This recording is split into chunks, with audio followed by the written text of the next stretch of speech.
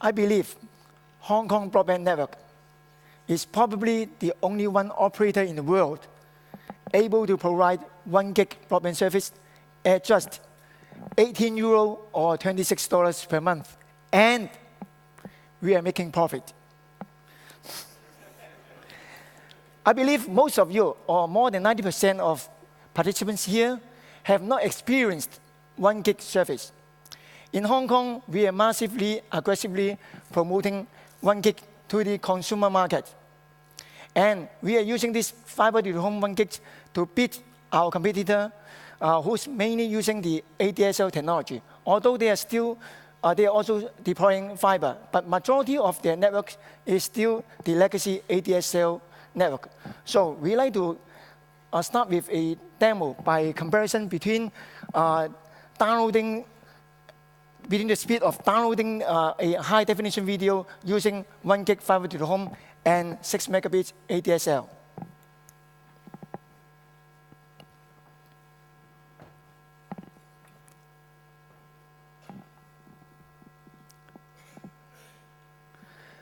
The left-hand side is our customers. 15 seconds. Download the video, start watching. Let's show how we do this. 1, 2, 3,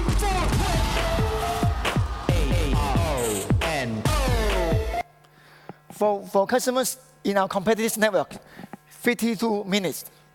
That means after we finish watching, they will finish their downloading. That's the difference.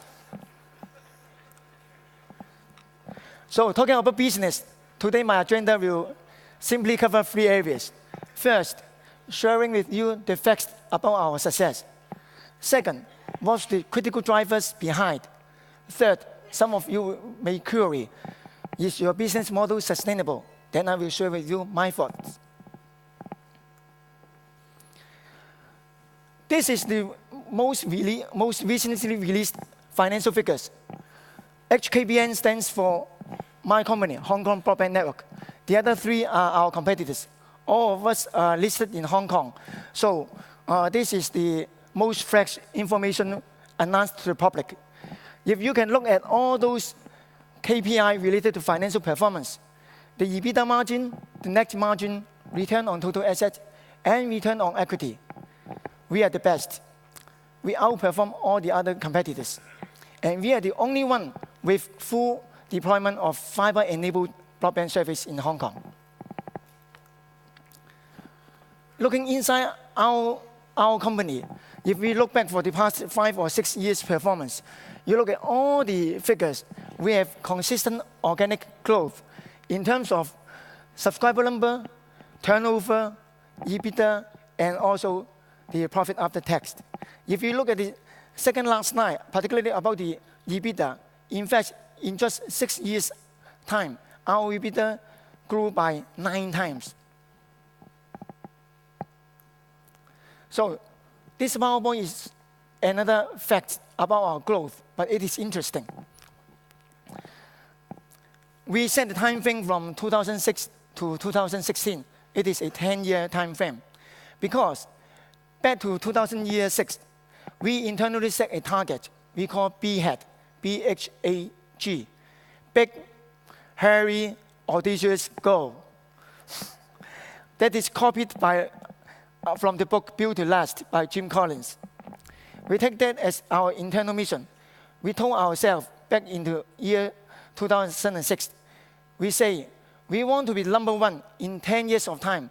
That means in year 2016, we need to overtake the incumbents and other competitors and become #1 in Hong Kong.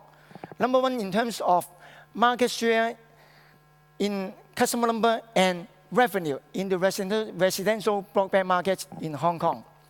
So far, 5 years have gone. We are now in the middle. If you look at the blue line, the blue line is our company. The red one is the incumbent. The black and yellow one are the other 2 players. Back to 2006, we are the 4th player. But in 5 years' time, we are now a strong #2. Our market share is now bigger than the total sum of the distant #3 and #4. And for another 5 years ahead, I put it in a shade area. because it is uncertain. It is only our own estimation. But I'm here to tell you that I'm quite committed and confident that we may hit the target. Why? Look at this figure. This is the data provided by Fiber to the Home Council. Hong Kong is number 3 behind South Korea and Japan in terms of fiber penetration. We have about 34% of households having fiber to the home or fiber to the building broadband service.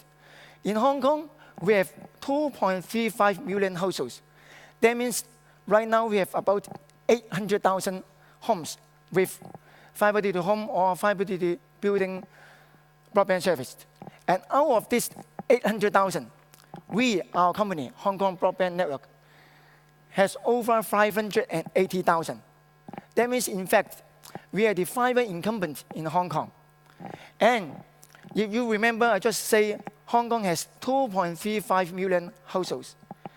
And if you use this figure to minus the existing 800,000 households, that means we still have 1.5 million households. They are using legacy technology. They are not using fiber broadband. So if I can switch about 25% or 30% of this remaining 1.5 million households to my network, I will already be number 1. So that is something that we think we can achieve. So sharing with the facts about our success, now talking about the drivers. There are a number of factors or reasons, but I will say these 3 items are key drivers. First, recession resilient. Second, dense population. Third, pro-competition landscape. For the first one, recession resilience. If I can bring you back to the chart about our growth for the past 6 years. If you look at the red one, year 09 and year 08, because our financial year starts in September and ends in August. I think most of you will still remember that there's financial crisis in year 2008. In that year, most people, most business were in big trouble. But if you look at our figures in those 2 years, in fact, the growth has been very good. I remember I answered the query from the investors about our performance in 08 and 09. I tell them, broadband service right now is a basic need, just like utilities, like water, like electricity at your home. And we are charging this broadband service at a flat rate. So in times of economic downturn, people will tend to stay more at home. When you stay at home, what are you doing? Internet, TV, we provide both services. Flat rate, unlimited access. Not like our peers in the mobile industry. You depend on the day after charges. You depend on the long distance calls from the phone. You depend on those roaming charges, which will shrink during in the financial downturn time. So we are recession resilient. This is quite unique in Hong Kong. If you look at Hong Kong, we have 7 million population, but the density is so high that we have more than 16,000 people living in every square mile, which is much higher than US, than Japan, and many countries in Europe. So that makes us easy and cheap to provide fiber broadband service to each home. Our CapEx for a home passed is just US $200 on average, which is far, far lower than the average in Japan and US. They're talking about 1,000 to 4,000. For our fiber to the building technology, you can imagine that we are just deploying the office LAN into the residential buildings. We put those Cisco router every 10 stories. For example, there are high-rise buildings with 30 or 40 stories. We just put a router every 10 to 12 floors. And then this router with 24 ports or 34 ports, the cost of the router can be shared by those 24 households or 48 households. So the cost is so cheap. And look at the GDP per capita. The main point I want to highlight is that Hong Kong people, in fact, are quite rich. You look at the GDP, compare Hong Kong's GDP and US GDP. Hong Kong's income tax is just 15%. For US, I think it is between 35 or in some of the states, maybe 40%. So the net disposable income for Hong Kong and US are more or less the same. But we are charging $26 US per month for 1,000 megabits access. So the broadband service expenses just occupies a very, very minimal percentage of the household disposable income. So in Hong Kong, we have a regulator who adopts an open policy. They welcome new entrants for each pieces of telecom industry, and they will try to support. One of the main support we get from the regulator is that, different from some other places, in Hong Kong, when we want to lay our fiber into any building, the building management office must support our access. They will not charge us. This is protected and facilitated by the law. So that also saves us some of the cost, like the mobile operators, antenna or cell sites over the roof of the buildings. We did not need to pay any charge here. So here I'd like to share with you another video which is around 1 minute, so you can know more about Hong Kong and know more about our company.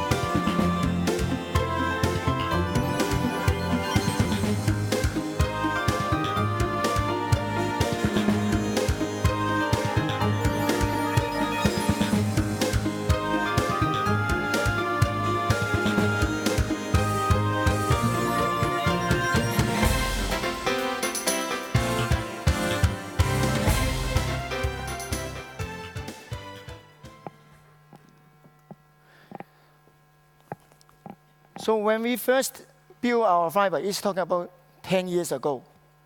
At that time, the incumbents or other players, they did not do that because I will say they have a wrong calculation or forecast of the demand on more bandwidth in future. Right now, they are catching up. They are copying us, and they are also laying the fiber. So sustainable. If you ask me whether it is sustainable or not, I will share with you the trend in the world. The left-hand side PowerPoint is about the trend in Japan. The blue line is talking about the fiber, the red line is copper. So fiber is taking up, red line is going down. The right one is arguable. This is the Verizon's 09 and 10 annual report in the States. At that time, they are also talking about rise of fiber and downturn of copper. But I noticed that they have just pressing their brake for a while. But I think the trend for the whole world is going for fiber. If you talk to any vendors for fiber or copper, ask them the proportion of fiber order and also the copper order, they will tell you fiber will overtake copper. So far I have been sharing with you the drivers of the reasons for success, which are external factors. Those factors can also apply to our competitors. But now I come to share with you unique and internal factors. This is our ultimate edge for our company to beat our competitors. We basically manage our company with the philosophy of 3 E's. The first E is entrepreneurship, second, execution, third, engagement. Entrepreneurship. Most packages of our senior management, the compensation are packed with the up and down of key business performance. Like I myself, as the CEO of this company, more than 50% of my total income are variable, depending on whether I can hit the key performance index of subscriber number, EBITDA margin, and net profit. So of course, I also cascade down this formula to my direct report. That's why so far we are quite good. This one is interesting. When talking about execution, you guys have heard of this many times. But I wonder how many of those guys talking about execution are really execute well. When we are talking about execution, for me, just 3 words. First one is what. Second one is why. Third one is how. You need to well communicate to all your frontline members, to your army, about what, why, and then how, such that you will execute better than your competitors. This video is a clip about back to year 2009 when we dropped the price by half. We just offer 100 megabits at US dollar 13 per month for that year. For that year, we acquired more than 90% of the net growth in the broadband market in Hong Kong. So the video shows you how I communicate with our team members.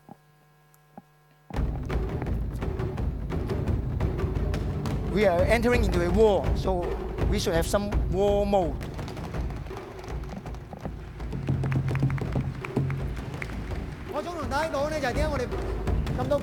This is Chinese, so you can just look at the subtitles.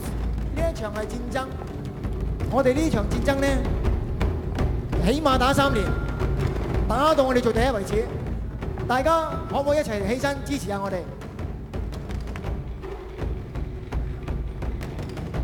有冇信心？2014做大哥有冇？多謝。I am tougher because internally I tell them the target is 2014. 好。Externally it is 2016. 有冇信心打殘對手？好。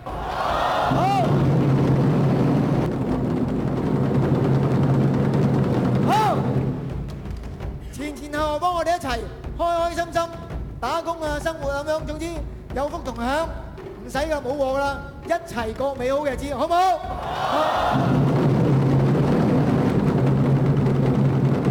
好。今年咧12月份嗰個月嘅糧咧，就會喺12月嘅18號過戶去到大家個戶口嗰度。呢啲掌聲咧就要俾阿 Ricky 同阿 Paul。So in fact, I had this all talents meeting twice per year, sharing with them where we are in terms of our targets for the 2016 #1 target. And we have totally 4 sections each time because we have 3,200 staff, half in Hong Kong, half in Guangzhou. And there's no such hotel having big function room catering for 1,600 staff at one go. So every 6 months, I'm sharing with them the results on interim and end result in 4 sections, and also telling them what we need to do in the coming 6 months, something like that. So the last point is talk about engagement. We need the army to deliver something, but we also need to care about the army and also to strengthen the army all the time. So every year, it is already our company's norm. Every year we will have about 90 managers or above going out for some study trip or some incentive trip. So in year 2009, we go to Japan. Last year, we go to Germany. This year will be a little bit special. We will go to Cambodia, such that people can experience the difference between the rich and poor. This picture is quite new. This picture was taken last week. As I said, our financial year ends in August. So we have already achieved our business targets. So it's time for fun. And I gave them some surprise. In last week, I organized a very popular Hong Kong singers to come and sing about 1 hour popular songs to all the tenants in Hong Kong and Guangzhou. It is during office hour. So people come here to the theater, listen to the songs at 4:30, and then they can go home after 5:30, something like that. So of course, our staff are very smart. They already upload those pictures to the Facebook, and their friends working in the competitors will be jealousy. So some other things which are quite unique. Every month we have a half day for reading day, such that all the managers or above will sit together. We go through the same book or the same article and then share some management concepts and see how we can apply in our daily operation. The left-hand side is talking about CXO of the future. CXO is the term we replace MTs, management trainees. Every year we go to the universities in Hong Kong and also recruit outside Hong Kong. There are always about 1,000 applicants. But out of these 1,000 applicants, we only recruit 2 to 3 as management trainees. We name them as future CXO because we want to groom them such that after 12 or 13 years, they can be CXO levels in our company. The selection criteria is very tough. They need to go through all those panel interview, presentation, or important talks, something like that, and then join us. I myself also join 2 days of our ban for different activities, such that we can observe and identify if any of them having the leadership potential or not. So that is tough. Okay, last, going forward, I will say, so far, we are quite successful in monetizing the dumb pipe. Some of you disagree with dumb pipe, but we like to describe ourselves as a very fat and dumb pipe. So far, we have been offering triple play in Hong Kong to many customers. And as proven by our financial performance, so far so good, and we still need to work hard. And going forward, we will also enter into the arena of free TV. The Hong Kong regulator will probably award all the applicants, including us, the free TV license, such that we can broadcast TV contents to all those homes within our fiber network. So in fact, when others are using spectrum of the regulator, we do not need spectrum. We just rely on our existing fiber network and then provide TV contents to about 2 million homes out of those 2.35 million homes in Hong Kong.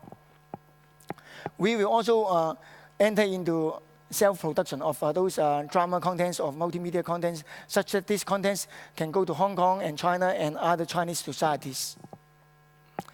And as I said, we like being a fat and dumb pipe. We embrace all those partners, players in the ecosystem, including the OTT players. Because we have a very fat dumb pipe, we won't be afraid of them coming here and affect our data traffic with abandoned traffic for them to burn. So if any of you are being OTT players, we will be very friendly with you. And of course, the success of Hong Kong Broadband is not on our own. We need to partner with different players in the ecosystem. So if any of you like to work with us or discuss with us, here is my email address. Thank you.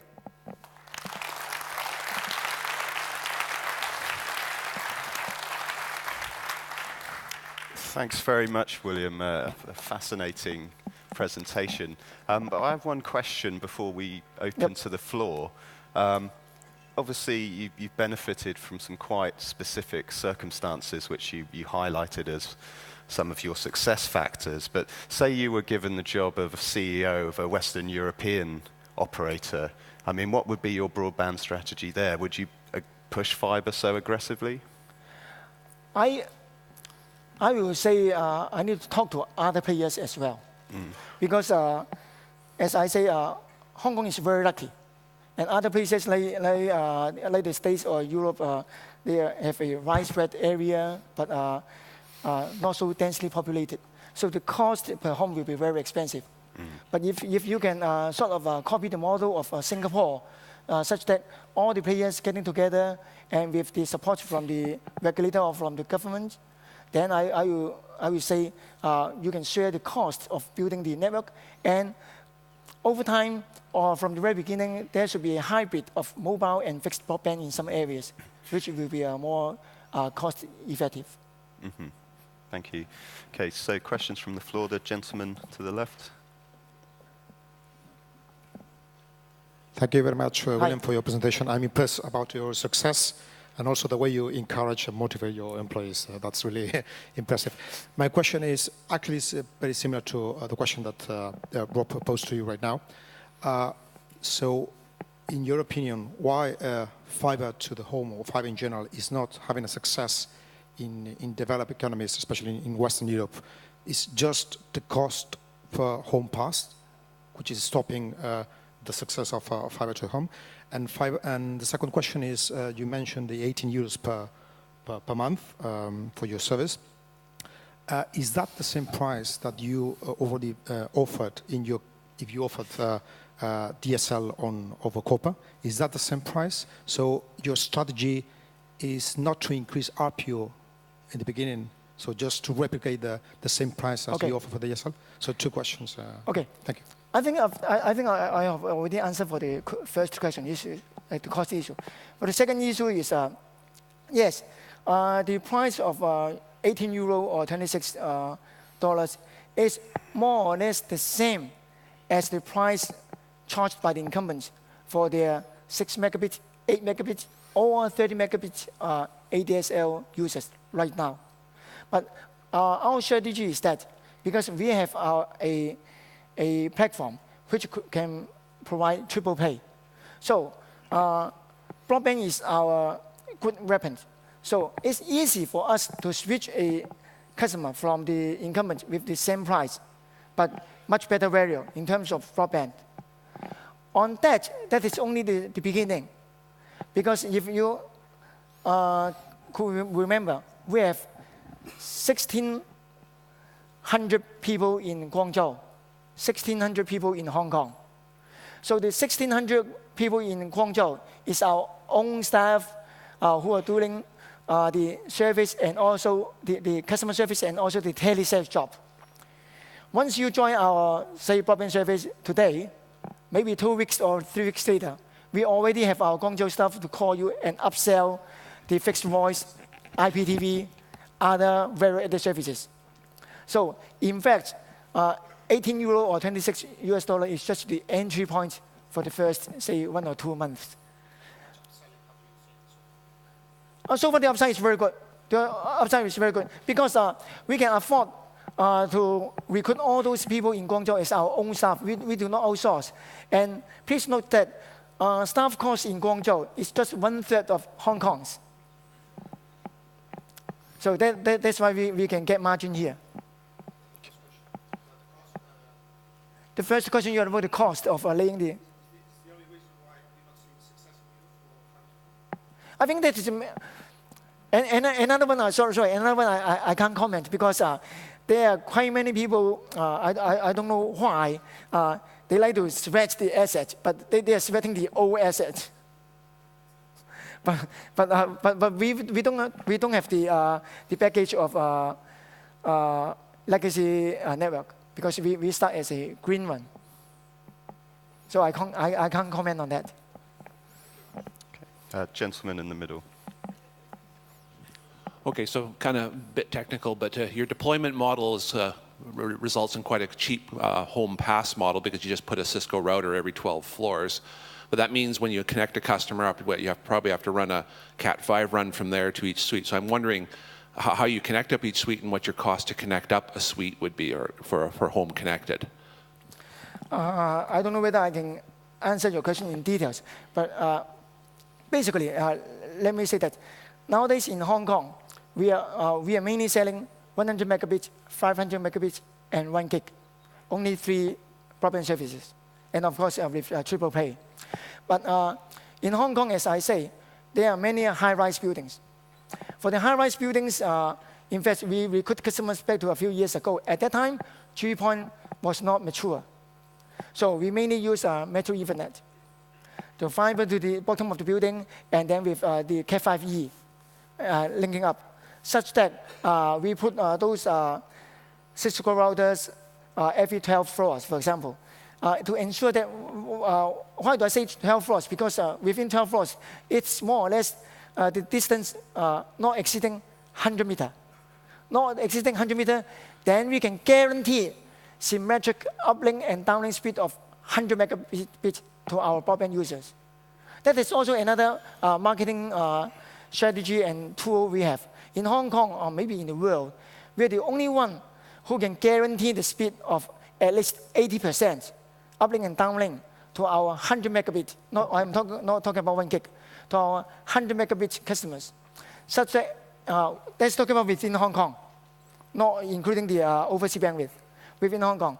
So if any of them, they do not receive 80% of the bandwidth out of those 100 megabits we provide, then we will refund double the prorated monthly charge to them over the affected period.